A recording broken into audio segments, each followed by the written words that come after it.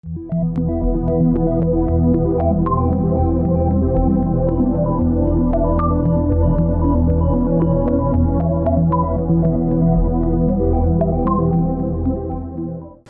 nós falamos em rastreio mamográfico, e do ponto de vista radiológico, nós estamos falando em duas incidências. Uma incidência dita médio-lateral, que é a incidência mais importante, porquanto mostra o maior volume de tecido mamário. Mas a mamografia, apenas com base na médio-lateral, não teria assim a importância maior.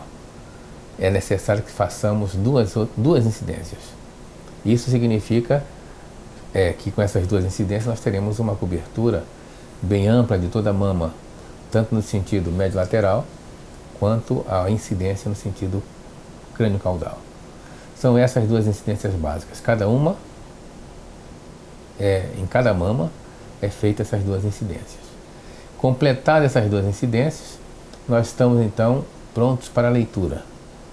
E está concluído o screening mamográfico. Todo o resto do procedimento que for feito a partir dessa observação será ou não terá o mesmo caráter do screening? Sim, terá sim o caráter diagnóstico. Então, basicamente, essas 4 incidências fecham o screening mamográfico.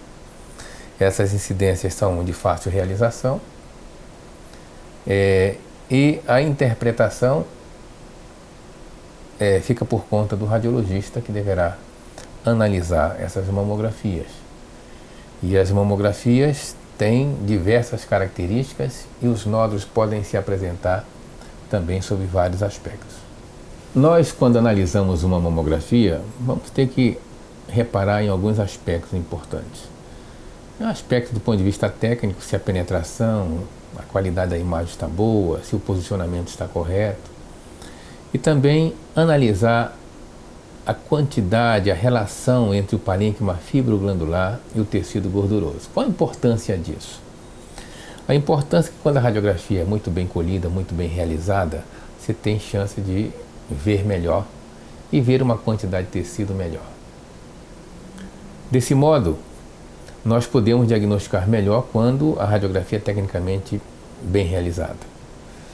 Por outro lado, e isso não depende da realização, digamos, não depende da parte técnica, e sim da quantidade de tecido, da relação entre tecido fibroglandular e tecido adiposo, considerando que à medida que se vive mais, o tecido fibroglandular vai sendo progressivamente substituído por tecido gorduroso. Essa é uma regra geral. E à medida que o tecido gorduroso está, digamos, em maior quantidade, as chances do diagnóstico do câncer de mama aumenta.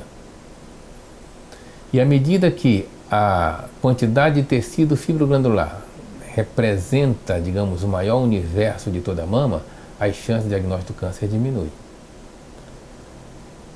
Quando a paciente avança na idade, 40, 50, 60 anos,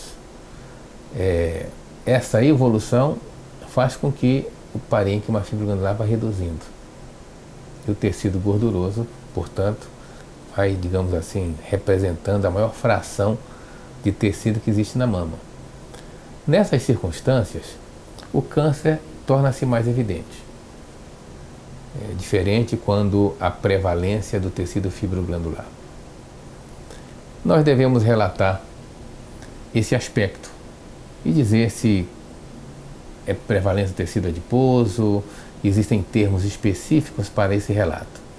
A mama, quando é extremamente densa, quando ela é muito rica em tecido fibroglandular. Ela é chamada de heterogeneamente densa, quando essa quantidade reduz em torno de 75%. Quando em torno de 50% a 75%, nós falamos em parênquima fibroglandular esparso ou densidades fibroglandulares esparsas.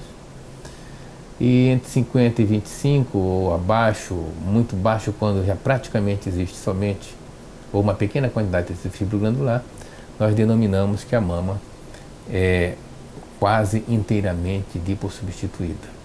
Esses termos são utilizados pelo BIRADS, que é um sistema especial onde está normatizado tanto os padrões mamários quanto a própria descrição e a conclusão dos laudos radiológicos. Isso também tem uma classificação especial para ultrassom e uma classificação especial para ressonância magnética. Hoje nos interessa falar dessa classificação para a mamografia. Então, entendam que à medida que existe mais gordura, ou que o tecido fibroglandular vai sendo substituído pelo tecido adiposo, nós podemos diagnosticar mais. E quanto mais tecido fibroglandular, nós diagnosticamos menos.